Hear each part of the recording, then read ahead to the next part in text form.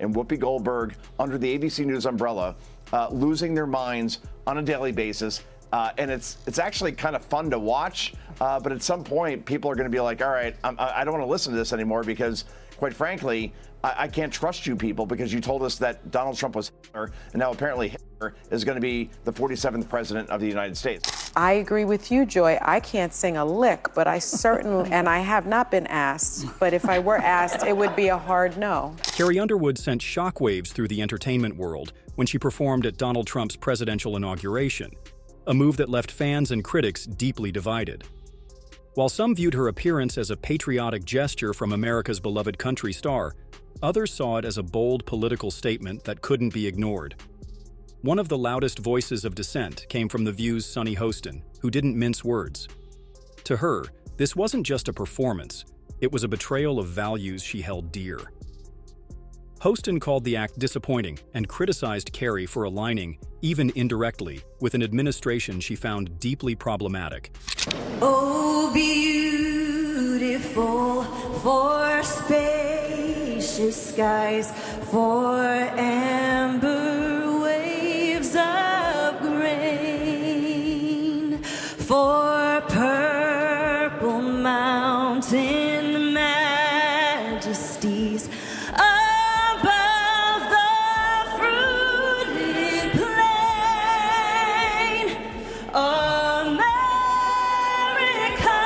What began as a star-studded gig for Carrie Underwood quickly spiraled into a full-blown controversy.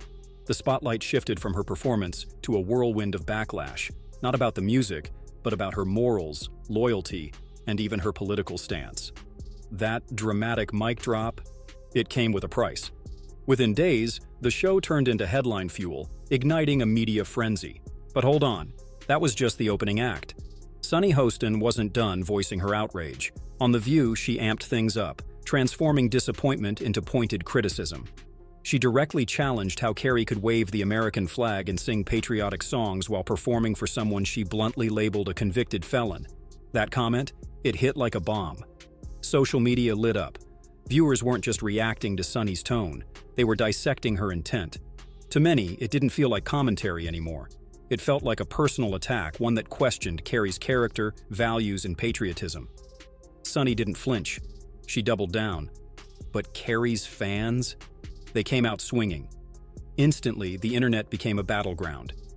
And the spotlight? It turned on Sunny. Critics claimed she crossed the line, turning personal opinion into a public takedown. Others praised her for calling out what they saw as hypocrisy. Suddenly, this was more than just entertainment gossip. It became the latest flashpoint in America's ongoing culture war, where fame, politics, and public opinion collide. Meanwhile, Carrie remained silent, at least at first. But that silence didn't mean surrender. Behind the scenes, she was preparing a response no one saw coming. Instead of a statement or a tweet storm, Carrie made a bold legal move. She filed a defamation lawsuit against Sunny Hostin and several other hosts of The View. The gloves were off. Her legal team argued that Sunny's remarks weren't just harsh, they were legally damaging. The lawsuit claimed the statements were false, reckless, and meant to harm Carrie's reputation. In a world where public image can make or break a career, Carrie wasn't going to let this slide. And her fans? They rallied behind her stronger than ever.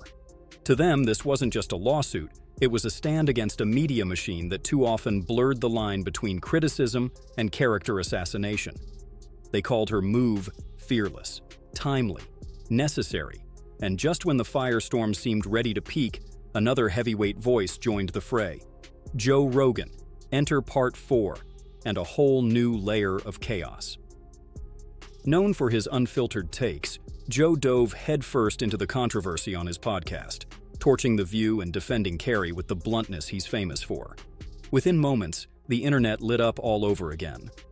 Because now, things weren't just heated, they were explosive. I think art is art, and you have a right to perform where you want to perform. I agree with you, Joy. I can't sing a lick, but I certainly, and I have not been asked, but if I were asked, it would be a hard no. Joe Rogan didn't mince words. He went all in, tearing into Sunny Hostin with biting sarcasm and blunt takedowns. He mocked her on-air comments, openly questioning her credibility, and didn't stop there. Rogan took aim at The View itself, branding it a sensationalist circus that thrives on outrage rather than honest conversation. To him, the show had become a platform for performative outrage, where shock value replaced substance. According to Rogan, the issue wasn't about patriotism, politics, or Carrie Underwood's performance. It was about hypocrisy. He criticized Sonny for targeting a country singer for simply singing, while ignoring broader inconsistencies in how outrage is distributed in the media. He called it all hypocrisy, plain and simple, and expressed frustration with the way media narratives are spun for clicks and chaos. The internet caught fire. Fans clipped Rogan's rants and shared them across platforms, tagging friends and flooding comment sections with, "Finally, someone said it." His blunt, unapologetic delivery was a hit with those who felt exhausted by media drama. The lines had been drawn. Carrie's defenders rallied behind Joe, amplifying his message, while Sonny's supporters pushed back just as fiercely. Meanwhile, a growing segment of the public watched the drama unfold like it was a live-streamed reality show. To them, it was just another over-the-top media clash. Loud, dramatic, and borderline ridiculous. But Rogan wasn't done. He returned with even sharper barbs, fueling the fire with more brutal commentary. In one of his most cutting moments, Rogan directly attacked the intelligence of The View's hosts, sneering, "If you average the IQ of the panel, you're not even hitting triple digits." It was a savage line, and it stung. He then circled back to Sonny, dismissing her arguments as weak and laughable, like a paper towel trying to stand in a storm. To Rogan, the outrage over Carrie's performance was absurd. He viewed it as yet another example of the faux moral posturing that dominates mainstream media, a shallow attempt to control public perception through outrage, regardless of the consequences. His words struck a chord. Clips of the tirade went viral across TikTok, X, and Instagram. And for a significant part of the internet, Joe Rogan wasn't just commenting, he was leading a charge. I saw you on The View. Yeah. Yeah, so that's been overwhelming my past couple days. So I just went in there, did my thing. I had no idea what to expect. I didn't know who Sunny Hostin was. I actually still really don't know. So I wasn't expecting necessarily for her to kind of try to ambush me in that way and attack my character in that way. Well, it is the show that people love to hate. Yes, that's true. That's true. They get so much hate watching viral clips of them saying ridiculous things. I mean, Yeah. it is a rabies-infested henhouse. Social media had entered complete meltdown mode. From fans and critics to influencers and casual onlookers, everyone had an opinion. And none of it was quiet. Some claimed Joe Rogan had crossed a line, attacking too harshly and punching down. But many others saw it differently. To them, Rogan wasn't attacking. He was breaking through the noise with the kind of blunt honesty no one else seemed willing to touch. Love him or hate him, one thing was undeniable. Joe Rogan had officially cemented himself as a key voice in the growing rebellion against The View, and more specifically, against Sunny Hostin. The controversy didn't stay confined to Rogan's podcast. It exploded. Within hours, his takedown was clipped, remixed, and reposted across every major platform. TikTok, Twitter, Instagram, YouTube. It was everywhere. The hashtag Joe Rogan was right began trending like wildfire. The internet had drawn a battle line, and people picked sides fast. On one end were those rallying behind Rogan, praising his no-filter commentary as long overdue truth-telling. On the other were those who condemned his words, accusing him of tearing down women in media and fueling a toxic culture war. One tweet summed it up perfectly. Finally, someone calls out Sonny's nonsense, Joe Rogan, for the win. It racked up thousands of likes and shares. From there, things escalated quickly. Viewers began digging through old clips of The View, pulling up past contradictions, controversial moments, and moments that painted the show in an entirely different light. The backlash over Carrie Underwood's performance had now mutated into a larger credibility war, and The View's brand was squarely in the crosshairs. In one especially jarring comparison, clips resurfaced showing Donald Trump once warmly welcomed on The View, full of smiles, compliments, and applause. Today, the same show frames him as a dangerous figure. Joe Rogan seized on that shift, calling it out as blatant hypocrisy. His audience didn't just agree, they doubled down. To them, it was proof that The View wasn't guided by principle, but by political convenience. One day they embrace someone for the ratings, and the next they villainize anyone even remotely connected. It was a moment that refocused attention not on Carrie, but on the show's own inconsistencies. And suddenly, the host's authenticity was under public scrutiny. As Rogan kept dropping receipts, the internet went into full chaos mode. Hashtags like cancel Sunny hosting, stand with Carrie dominated the timeline. What began as outrage over a single performance had evolved into a full-blown digital uprising. The conversation had shifted. People weren't just defending Carrie Underwood anymore. They were calling for accountability from media figures they believed had gone unchecked for too long. Carrie's fan base became even more vocal, praising her lawsuit not just as a personal defense, but as a stand against what they saw as relentless media bullying. The battle lines were clear, the sides locked in, and neither was backing down. If you average out the View hosts, among the dumbest people on television. Sonny's dumb. Certainly not the brightest person. And what she just said just doesn't make any sense. It's just like so silly to say. It's not a well thought out. Many people were fired up, arguing that public figures like Sunny Hostin shouldn't be allowed to hurl personal jabs without facing real consequences. To them, this wasn't a case of free expression. It was a targeted attack with the potential to inflict serious damage on someone's career and reputation. The lines between commentary and defamation, they argued, were crossed, and that shouldn't come without accountability. But Sunny's defenders were quick to respond. They called the backlash exaggerated and insisted she was simply voicing an opinion during a politically tense moment. According to them, Sunny wasn't doing anything more than saying out loud what many others were already thinking. Still, the criticism didn't stop. If anything, it intensified.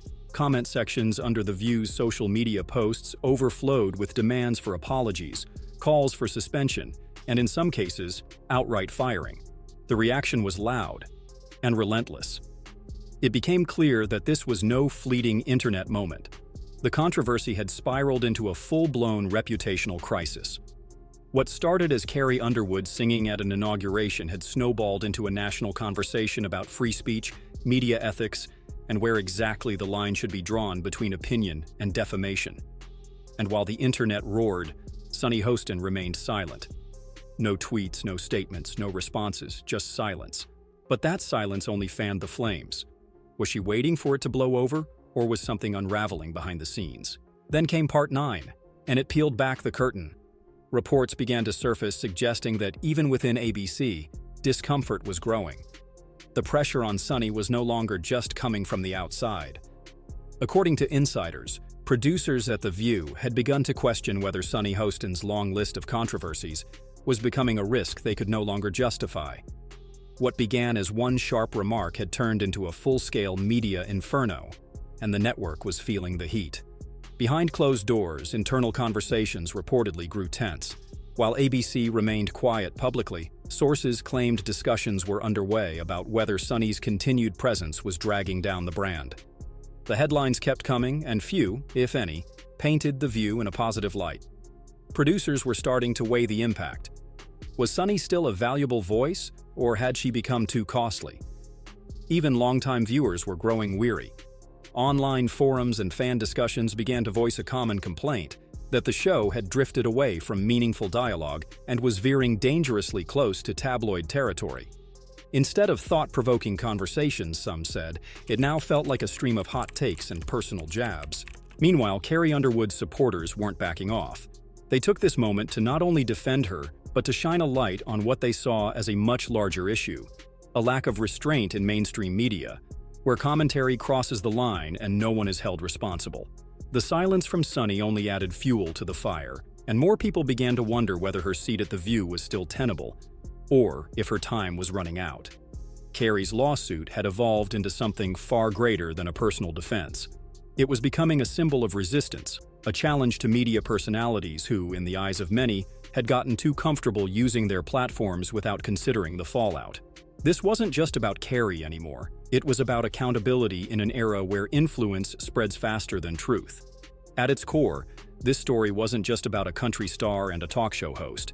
It was about the boundaries between free speech and defamation, between honest critique and character assassination. One viral tweet captured the sentiment perfectly. This isn't just about Carrie. It's about holding powerful voices accountable when they cross the line. That message rang loud and clear, and Carrie's legal team made sure of it. In today's hyper-connected world, where every word can go viral in seconds, the game has changed. Whether you're a daytime host or a global music icon, the public is watching. And the stakes are higher than ever. As for Sunny Hostin, her future on The View is looking increasingly uncertain. With Joe Rogan's viral takedown still echoing across the internet and public pressure mounting from every direction, the question isn't just whether she'll respond, it's whether she can recover at all. And Carrie? She's proving that the most powerful response doesn't always come in a social media post. Sometimes it comes wrapped in legal paperwork, delivered straight to the source.